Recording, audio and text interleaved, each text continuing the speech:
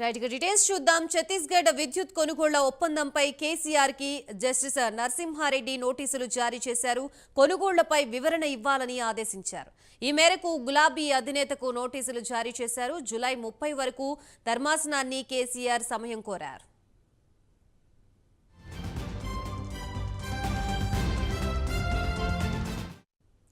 Right ఇదే అంశానికి సంబంధించి మనకి పూర్తి సమాచారం అందించడానికి మా ప్రతినిధి నాగేంద్ర సిద్ధంగా ఉన్నారు. Nagendra, thank you Gayatri. గత టీఆర్ఎస్ ప్రభుత్వ హయాంలో 10 సంవత్సరాల పాటు జరిగినటువంటి విద్యుత్కి సంబంధించినటువంటి కొనుగోలుకు సంబంధించినటువంటి అంశంలో జరిగిన అవకతవకలు కానీ, అదేవిధంగా అవినీతికి సంబంధించినటువంటి అంశంలో ప్రత్యేకంగా ఒక కమిటీని వేయడం జరిగింది. ఆ కమిటీ గత 10 సంవత్సరాల పాటు విద్యుత్కి సంబంధించినటువంటి అంశంలో జరిగినటువంటి అవకతవకలకు సంబంధించి పెద్ద ఎత్తున కూడా విచారణ చేస్తున్నటువంటి పరిస్థితి. దానిలో ప్రధానంగా భద్రాద్రితో పాటు యాదాద్రి, అదేవిధంగా ఛత్తీస్గఢ్ కి సంబంధించినటువంటి ఒప్పందాల పైన ప్రధానంగా విచారణ చేస్తుంది. దీనికి సంబంధించినటువంటి అంశం పైనే మాజీ ముఖ్యమంత్రి అయినటువంటి కేసీఆర్ కి సంబంధించినటువంటి అంశంలో, దీంట్లో ఈ ఒప్పందాలకు సంబంధించినటువంటి అంశంలో మీ పాత్ర ఏంటి అనే దానిపైన ప్రధానంగా కమిషన్ వివరణ కోరడం జరిగింది. దానిలో భాగంగా జూలై 30 వరకు కూడా సమాధానం ఇవ్వడానికి సమయం కావాలని కూడా మరొకవైపు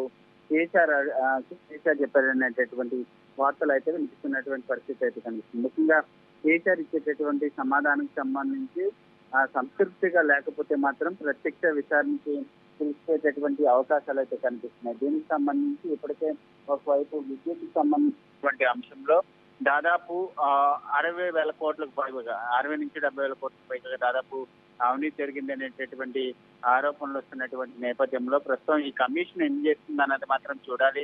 విద్యుత్ కొనుగోలుకు సంబంధించినటువంటి అంశంలో మాజీ సీఎంతో పాటు మరికొంతమందిని కూడా విచారించేటటువంటి అవకాశాలు అయితే కనిపిస్తున్నాయి. దానిలో భాగంగానే నోటీసులు ఇచ్చారనేటటువంటి వార్తలు అయితే వినిపిస్తున్నాయి. దీనికి సంబంధించి మాజీ సీఎం ఈ నెల 30 తేదీ వరకు కూడా సమయం ఇవ్వాలనేటటువంటి అంశాన్ని కూడా తెలియజేసినట్లయితే వార్తలు వినిపిస్తున్నాయి కదా.